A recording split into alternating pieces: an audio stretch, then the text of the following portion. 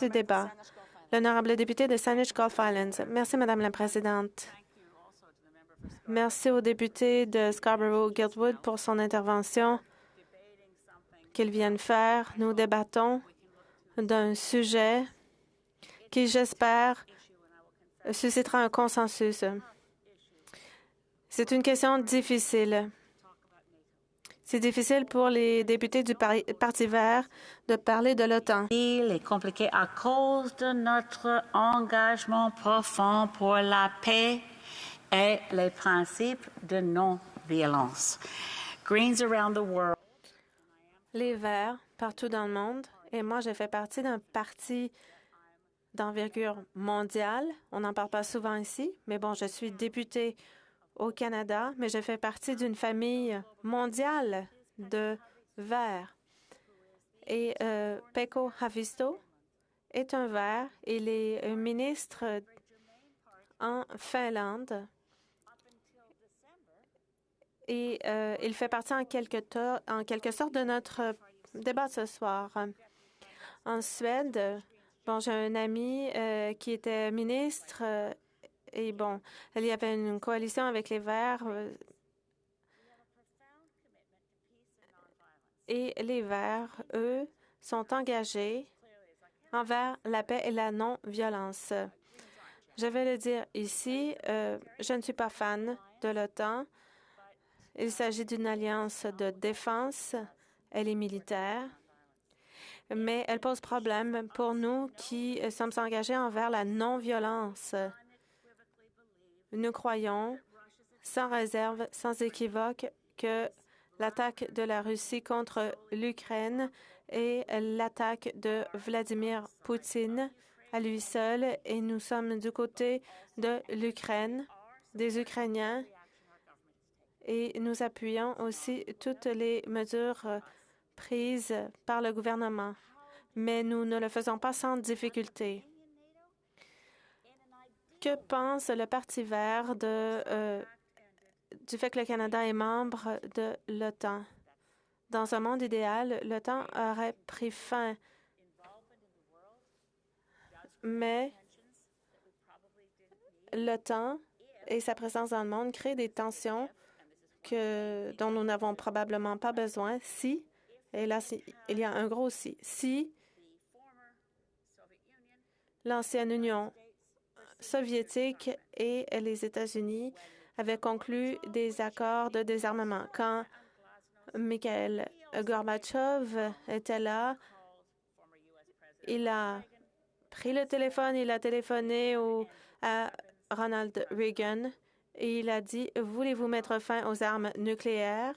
Parce que moi, c'est mon souhait. » Reagan a dit « Moi aussi. » Et je connais cette histoire parce que Mikhail Gorbatchev a raconté cette histoire à un petit groupe de personnes et j'étais là parce que je faisais partie d'un petit comité qui était réuni à Rio+5 et Mikhail Gorbatchev était là. Mais dans les années qui ont suivi, les efforts ont failli et je pense que Donald Trump a été une marionnette de Vladimir Poutine et les deux ensemble, ou en tout cas Poutine, a décidé, bon, ne parlons pas de non-prolifération nucléaire, ne parlons pas de désarmement nucléaire pour l'instant. Et donc, le monde, par conséquent, est moins sécuritaire.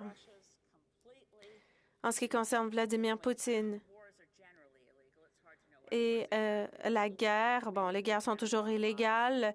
La plupart sont fondées sur des mensonges. La guerre du Vietnam, la guerre en Irak, bon, on peut inventer une histoire comme quoi on doit attaquer un pays à cause de ceci, cela, mais certaines guerres avaient un fondement moral, c'est-à-dire l'exemple des forces alliées qui ont confronté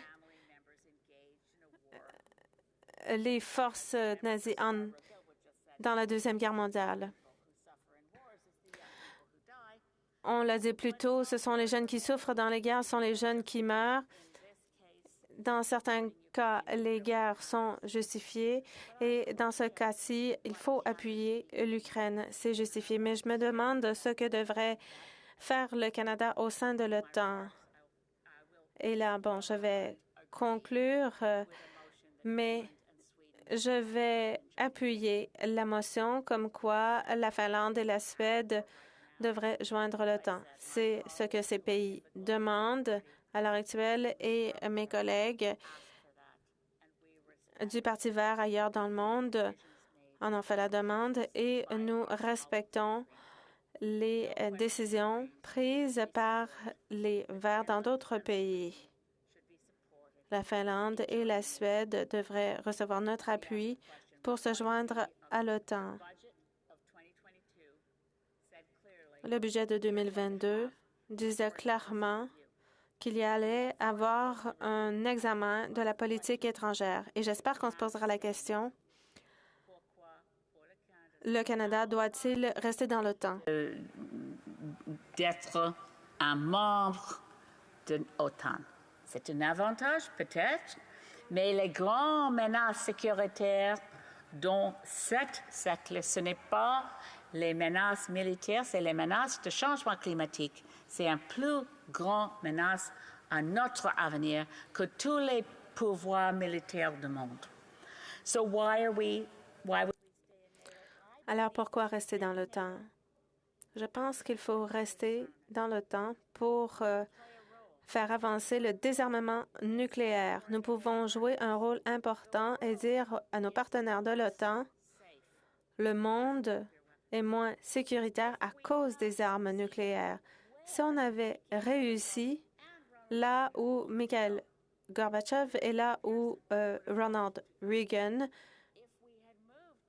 voulait réussir et où Pearson voulait réussir, s'il n'y avait plus d'armement nucléaire, on pourrait être beaucoup plus efficace dans notre aide à l'Ukraine. Quand le président Zelensky nous a demandé, ici même au Parlement, il nous a demandé une zone d'exclusion aérienne. Et nous savions ne pas pouvoir le demander parce que nous sommes un partenaire de l'OTAN.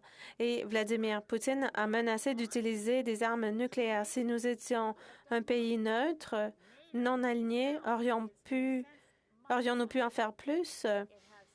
Enfin, l'OTAN est contraint par sa force, si on veut, parce qu'elle ne peut confronter la Russie sans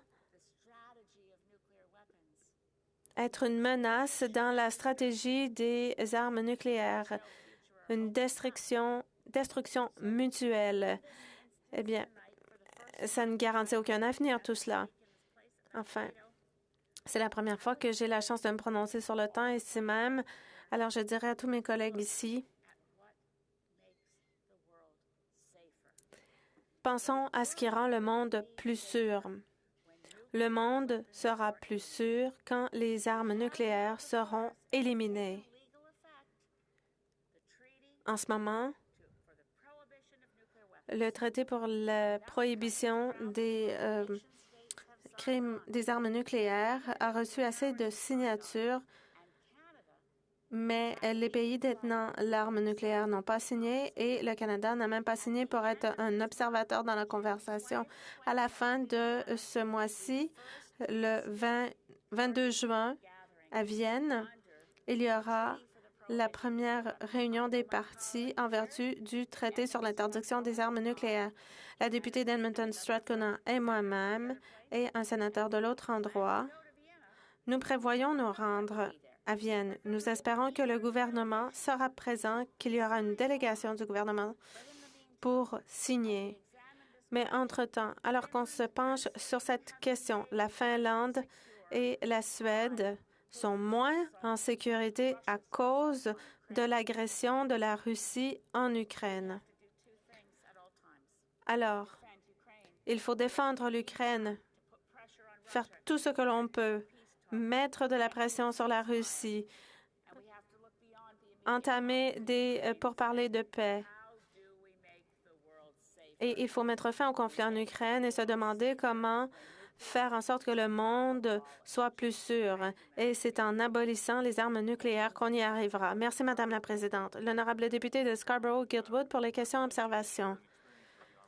Je voulais partager une expérience avec la députée à propos de l'OTAN. Je voyageais avec John Manley, qui était autrefois le ministre des Affaires étrangères à Paris, Londres, Riga et Berlin. À Riga, le président de la Lettonie, la présidente, c'est-à-dire, est arrivée, elle nous a rencontrés et elle nous a parlé pendant 20 minutes de l'adhésion à l'OTAN. Ça, c'était en septembre 2001. Elle ne voulait rien d'autre. Elle voulait adhérer à l'OTAN parce que l'OTAN, pour elle, était sa meilleure garantie de sécurité contre la Russie, finalement.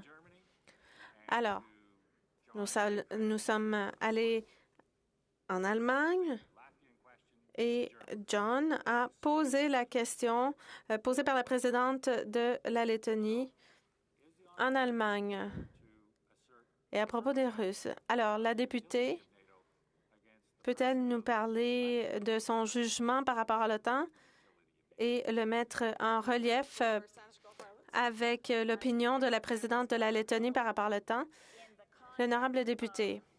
Eh bien, à mon collègue le député, dans un contexte où la Russie détient l'arme nucléaire et, bon, concernant la Lettonie, eh bien, moi, je ne peux pas remettre en doute ce que la présidente a dit, mais sa réaction aurait-elle été différente si, quand l'Union soviétique est tombée et quand le capitalisme a gagné, pourquoi n'y a-t-il pas eu de plan Marshall pour la Russie? Pourquoi ne pas avoir bâti les institutions démocratiques?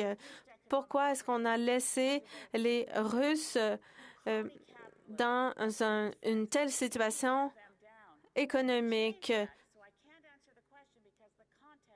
Je ne peux pas répondre à la question parce que le contexte aurait pu être si différent si on avait fait plus pour les Russes. L'honorable député de Lac-Saint-Jean. Président, j'apprécie toujours les discours de ma très chère collègue de Saanich Gulf Island. C'est pas juste moi, mon père aussi aime beaucoup mon honorable collègue et je pense qu'il y a une belle relation d'amitié. D'ailleurs, c'est une des raisons pour lesquelles je veux lui poser cette question-là parce que mon père m'a toujours dit, lui qui a siégé en cette chambre, m'a toujours dit, lorsque tu vas te prononcer sur une motion, sur un projet de loi, peu importe, quand tu vas voter, il faut que tu votes de la façon que tu veux, mais pour les bonnes raisons. Pour les bonnes raisons.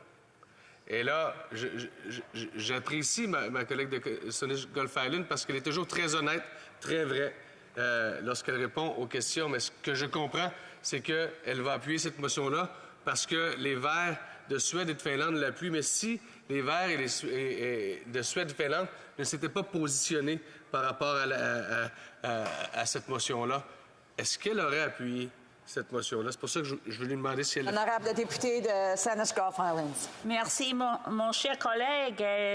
J'apprécie infiniment ses commentaires, particulièrement les idées de son père et moi comme amis, c'est vrai.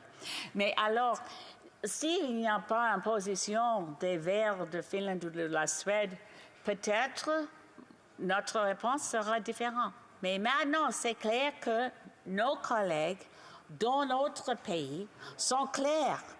Maintenant, ils sont menacés par la Russie et le régime de M. Poutine et ils ont besoin de la protection de l'OTAN. Et pour ça, c'est clair que les Verts vont voter oui. We have time for a brief... Nous avons le temps pour une brève question. L'honorable député d'Edmonton-Strathcona. Merci, Madame la Présidente. Je remercie moi aussi la députée pour son honnêteté dans le cadre de son discours. 2 anciens premiers ministres du Canada, 3 anciens ministres des Affaires étrangères, 3 anciens ministres de la Défense, tous des ministres de gouvernements libéraux, ont endossé le traité sur l'interdiction des armes nucléaires et ont parlé contre l'OTAN à ce sujet. Bon, comment le gouvernement ne peut-il pas appuyer cela? L'honorable député de Saanich Gulf Islands. Notre gouvernement semble vouloir faire tout ce que veut l'administration américaine.